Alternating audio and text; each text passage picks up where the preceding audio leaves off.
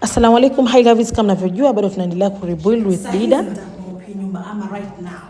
So end of the month inshallah tutaonyesha the sitting room itakavyokuwa, like tutakuwa tushapata pazia, like 1 2 3 hapa will be sorted. Like right now we have 42 inch ama 43, I don't know.